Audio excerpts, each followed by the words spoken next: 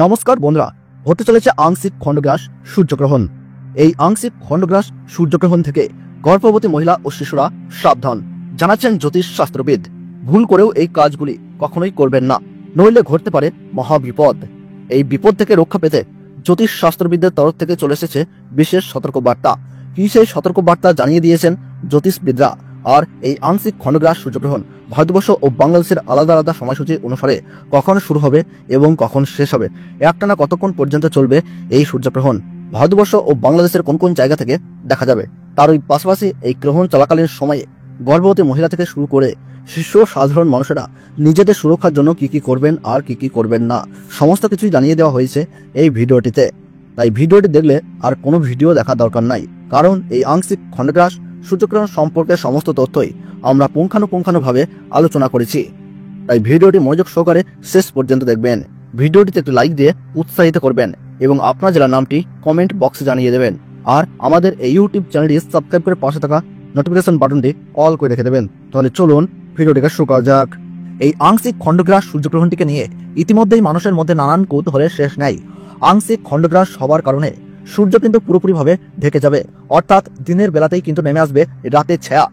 পৃথিবীর সমস্ত জায়গা জুড়ে আকাশে দেখা দিবে চাঁদ ও তারা।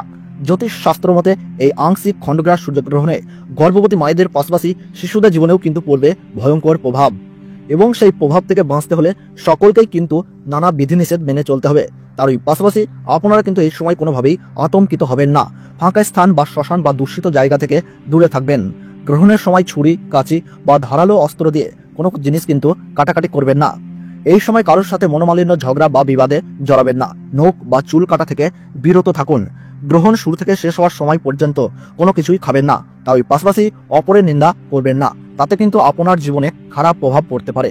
এবং গ্রহণ শেষ হলে অবশ্যই স্নান করবেন এবং নিজ নিজ ইষ্ট দেবতার পাঠ করবেন।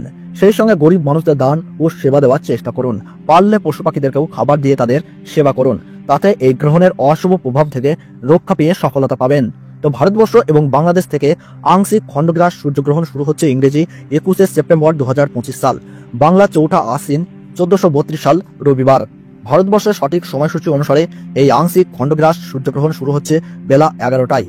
গ্রহণের মধ্য সময় থাকছে দুপুর 1:12। গ্রহণ পুরোপুরিভাবে সমাপ্ত হচ্ছে বিকেল 3:24।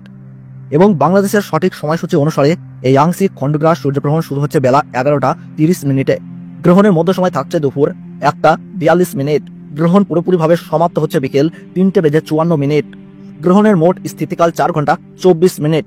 গ্রহণের গ্রাসমান রয়েছে 0.855।